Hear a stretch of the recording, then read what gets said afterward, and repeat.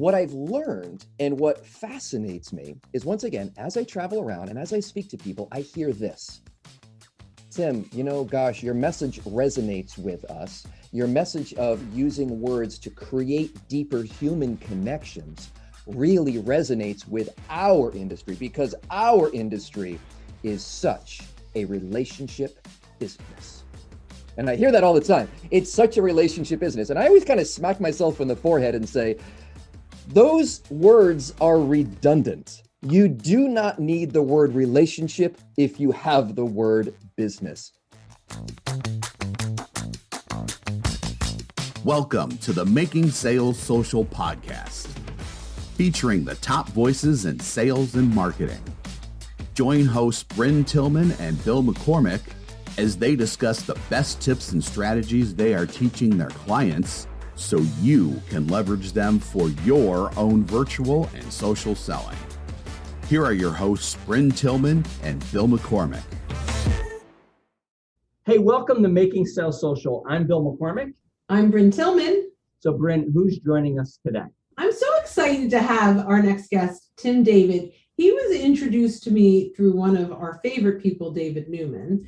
And what I learned in a brief conversation around how the magic of words can absolutely be influential, I thought, man, our audience should learn from Tim David. So Tim, welcome to our show. Thank you so much, Bryn. Thank you, Bill. Excited to be here. Excited to talk and share some of these strategies that I've been able to use and been able to teach people to use and implement very, very quickly for very quick results. So just share with everyone just a little bit about, you got a couple of books in the background there and kind of your background. I do. Yeah, I started out as a magician, obviously, because, my father was, my older brother became a sound engineer. My mother was an accountant. My father designed nuclear submarines for the Navy. So naturally, my career path was magician, which they loved. They loved that so much. It was like, coming out. So proud of our son. Right. Well, they are now. That's the good news. They're my biggest fans now. But I'll tell you, there was a lot that I learned by being a magician. It is an amazing laboratory, the stage, when you're standing on stage and interacting with a live audience. And I learned that subtle shifts in my scripting, subtle changes, sometimes even one word, sometimes even one letter of one word, would increase or decrease the reaction that I got in a very predictable way from audiences. And I was able to test this and travel around the country. I've been to 48 states and a bunch of different countries and traveled all around performing my magic and mind reading show and comedy. And we had a great time. But I also was able to figure out the importance of the impact of words on the human brain. And that set me on a path towards writing these books. Penguin Random House, the biggest publisher in the world, picked up Magic Words, and we've been off to the races ever since. Amazing. Well, so as we get started, the first question we ask all of our guests, we're going to ask you now, Tim. What does Making Sales Social mean to you? Gosh, I love this question. Since becoming a speaker and author and sort of leaving the world of magic behind and switching gears towards teaching people how to use what I learned from the stage and from my experience running a business and again, writing and researching and interviewing psychological experts and neuroscientists and all kinds of fun stuff. What I've learned and what fascinates me is, once again, as I travel around and as I speak to people, I hear this. Tim, gosh, your message resonates with us. Your message of using words to create deeper human connections really resonates with our industry, because our industry is such a relationship business. And I hear that all the time. It's such a relationship business. And I always kind of smack myself in the forehead and say, those words are redundant. You do not need the word relationship if you have the word business. All business is relationship business. All business is social interaction, human connection, whether digitally or in person. There are ways that we can use the tools at our disposal to create deeper human connections as our priority, not creating influence as our priority. Because here's what I also learned. When influence is your goal, right? When persuasion is your goal, that's when you start to feel inauthentic. That's when manipulation might start to happen. However, if human connection is your true goal and your honest goal, that's where true influence truly comes from. So that is what I'm excited to share with your guest, the secrets behind how words can create that human connection. You want to know another secret? Can I give you one more secret? Yes. Yeah, keep it coming. It is revenge of the words time. It is revenge of the words time. Back in the late 60s, this guy, Albert Morabian, was like, hey, you know what? 67% of your communication is this, and 35% of your communication is that. And only 7% of the communication that you can deliver to another human being is via the words that you say. So I called him up and I interviewed him, and he told me people blew that out of proportion. People started doing body language workshops and started talking about nonverbal communication like it was, like you could watch the Spanish channel and understand 93% of what's going on, even if you don't understand Spanish, just by the body language and the nonverbal cues. So what he said was, that's not what I meant. What I meant was the emotional response, the emotional reaction. So you can watch the Spanish channel and know who's happy, who's sad, who's cheating on who, because that's what there's on when I watch the Spanish channel, is those Spanish soap operas. So that was an aha moment for me, because now we're in this digital age. Now we're in this time where sometimes all we have is a word on a screen. Sometimes all we have is an email or a text message or something like that. And how often our messages misinterpreted simply because we're only using this tool that we have, some of us, sort of neglected. We haven't dedicated the same time and energy and effort into understanding not what we say. That's not what matters. That's when I was writing my scripts as a magician, I didn't think about what am I going to say and what's the best thing to say. Mm-hmm. The only thing that matters, and especially in the world of magic, what I learned is perception is reality, right? Mm-hmm. I don't really make things float, people. I don't really make things disappear. It is how we alter the perception of that event that creates that reality. And the same is true for words. The same is true for words. It's not what we say, it's what they hear. Now, here's where it gets really tricky, guys. I'm sorry. I'm on a rant here. Yeah, go.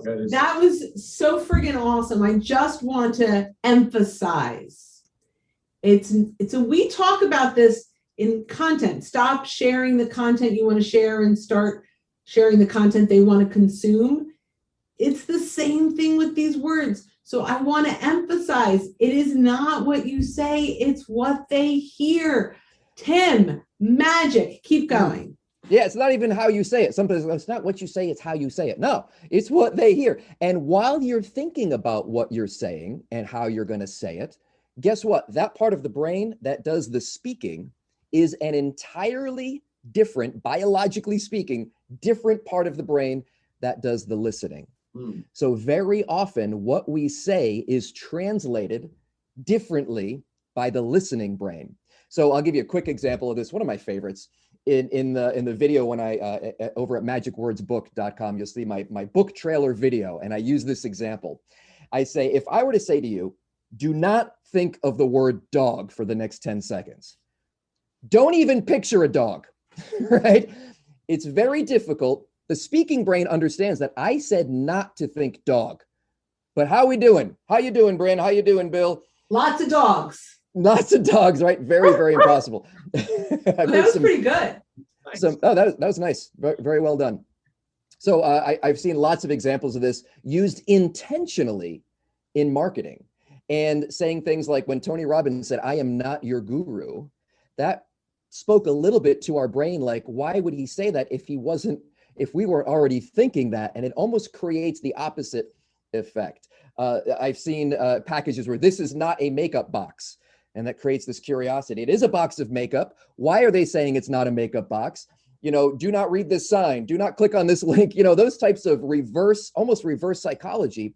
But what it has to do with is understanding how the brain processes language, how the brain processes words, and using that to your advantage. So I'm not saying don't ever say not to do something, but just understand how the brain makes the word not magically disappear sometimes. I was on a plane once. 35,000 feet in the air. And I hear this, no joke, word for word. Ladies and gentlemen, this is your captain speaking. I just want to let you know there is absolutely no cause for concern. Don't be nervous. Like, how do you feel when your doctor says that? How do you feel when your kid's teacher calls and says, "Hey, I'm just leaving a voicemail here. Don't be nervous. Something happened at school today. Just would like to talk to you about it. Nothing bad. We'll talk soon." You're freaking out, right?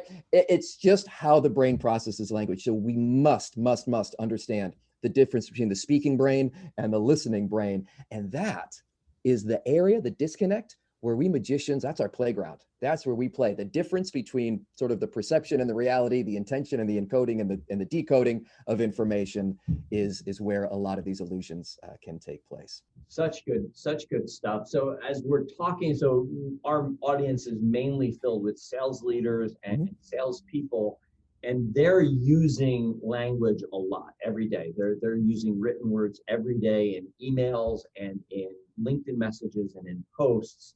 So what are some tips you can give them for keeping this in mind, this idea of what we're saying, but really what the other side is hearing? You know, sometimes the takeaway here is that very often it is counterintuitive. And that's why I give that example of do not think of a dog. Intuitively, I'm telling you not to think of a dog, whereas the reality is it kind of made me think of a dog. My brain kept checking, am I thinking of a dog? Oh crap, I just thought dog again, right?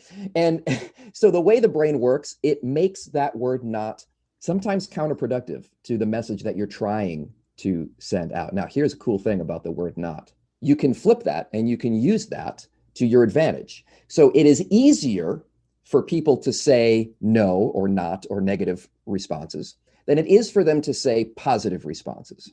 So if you're asking them for a meeting, rather than saying, "Would you like to hop on a Zoom today?"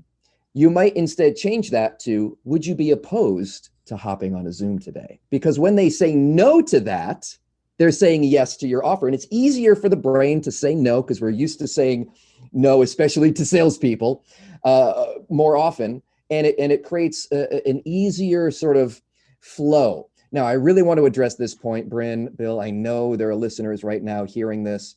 Anytime I speak, anywhere I go, and I start speaking about the power of words and making changes to the words that you say, people immediately think that it is manipulative or that you are somehow programming people's brains or using some kind of hypnotic, mind control techniques.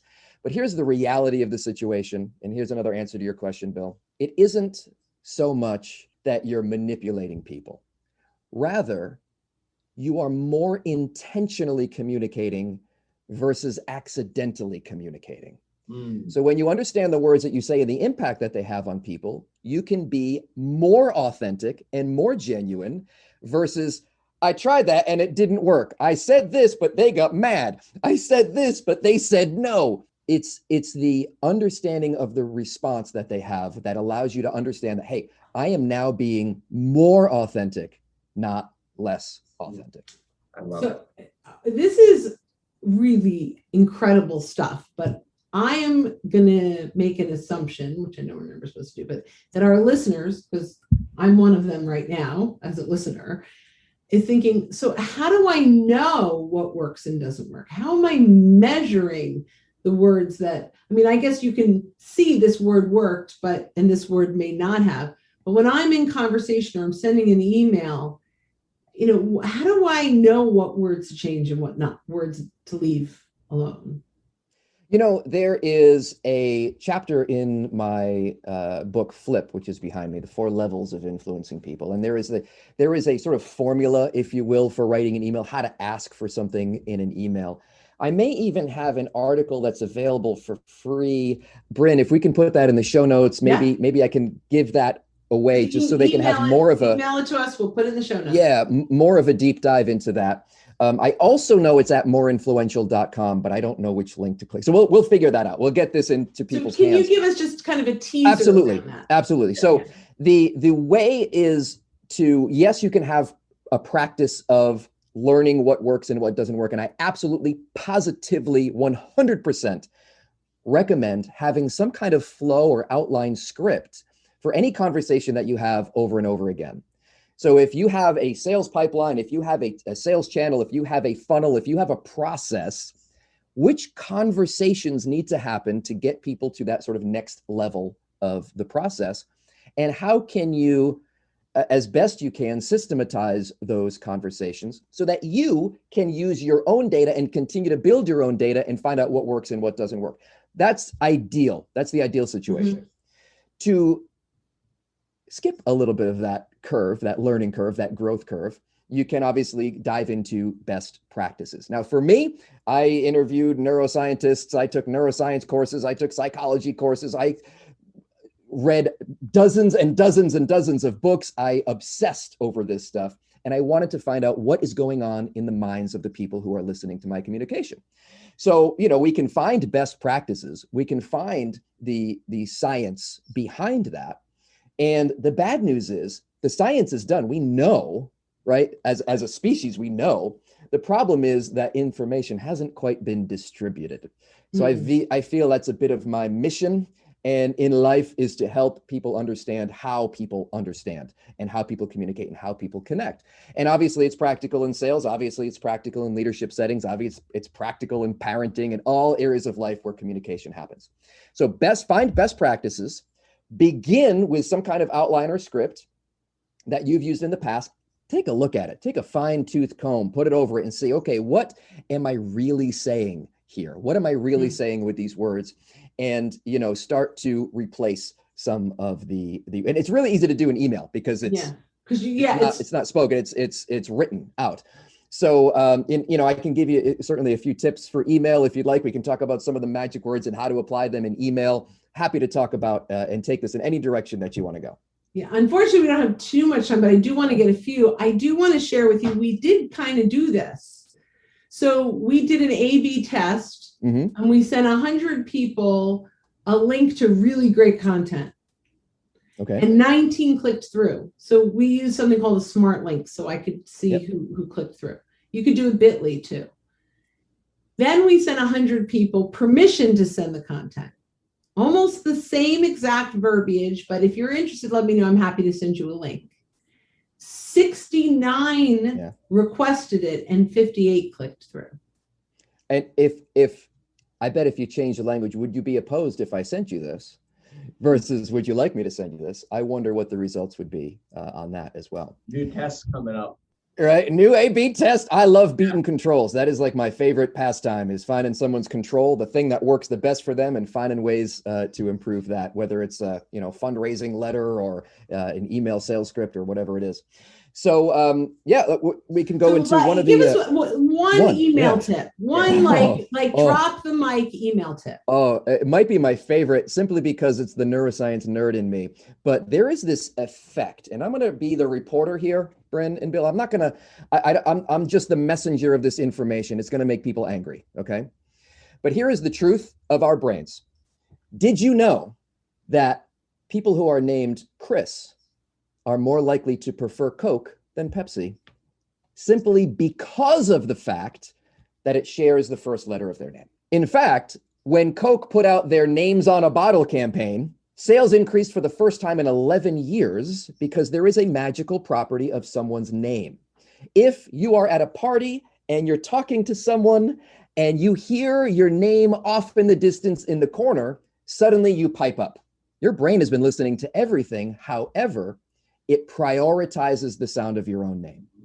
So there are 3 different listening levels. I interviewed another neuroscientist for this, and we talk about it in the book Magic Words, but it is literally an override. The sound of our name and how our name appears in print is an attention override. So here's what we're going to start every email with: hi, so-and-so, and we're going to use their name, but it's going to get even better. Because not only are the soft drink preferences influenced by our names, and this has been shown in like 28 different countries, all thousands of people. Scientists keep trying to repeat this. They keep doing it because they think this can't be true. And they do another experiment. It keeps coming back true. If your name is Larry, you're more likely to be a lawyer than a doctor. If your name is Dennis, you're more likely to become a dentist. It's like ridiculous, the effect. If your name is Georgia, you're 88% more likely to live in the state of Georgia than what relative statistics would indicate. It blows me away. Even if you weren't born there. even if you weren't born there. In fact, I mean, a story for another time, but when I was looking at places to live, I did spreadsheets. I looked at crime rates and school systems. I looked at real estate values and income tax and all of the different variables. I had a huge spreadsheet, and I ended up with Tennessee and Texas. My name is Tim. My wife did the same process. She said the Carolinas. Her name is Katie. She just bought an Acadia, by the way, car. And it's crazy. But she said, I asked her, like, why the Carolinas? It's not the top of any of your charts. And she said, I don't know. It just feels like home. So, and this is before we did the research. After I did this research, I had to name my son. I'm like, oh my gosh, the pressure, the pressure. I'm like, I will just name him Rich. That's all we'll do is just name him Rich. Okay, so here's what else you can do. You can say to Tom that your proposal is terrific. You can say to Frank that your proposal is fantastic. And in that email, you will commandeer their brain's attention, whether they know it or not, and they will have a more favorable reaction to this. I could get into the neuroscience explanation of why this is true, but again, I'm just the messenger. Just take my word for it for now. The name is the most beautiful sound in any language that we've ever heard. And if you can remember and use people's names, especially in email and texting, Mike. Well, Tim, this was amazing. This was terrific. Terrific. You did better than I did. Oh, you nailed it. Tim, this was terrific. Thank you very much. Thank you. Unfortunately, we're coming down the end of our time. So how can folks stay in touch with you, find out more about working with you? Yeah, I would say the best place is my home base, which is goodatpeople.com, goodatpeople.com, because that's what it's all about. It's not about the words. It's not about the nonverbals. It really is about the human connections behind what we do. And that is our most precious resource, especially today in the age of authenticity. Oh my gosh, take your digital stuff and make it human, people. Make it human. Amen. Amen. You're speaking our language. So thanks so much for being with us. This was so good. For those of you that are listening, thanks so much for spending time with us. And so thanks for watching this week. And remember, as you're going in and about your day and week this week, don't forget to make your sales social. We'll see you next time. Bye-bye. Thanks for listening, and join us again for more special guest instructors bringing you marketing, sales training, and social selling strategies that will set you apart. Don't forget to subscribe to get the latest episodes from the Making Sales Social podcast. Leave a review down below. Tell us what you think, what you learned, and what you want to hear from us next. You can also listen to us on Apple Podcasts, Spotify, Stitcher, and Google Play. Visit our website, socialsaleslink.com, for more information.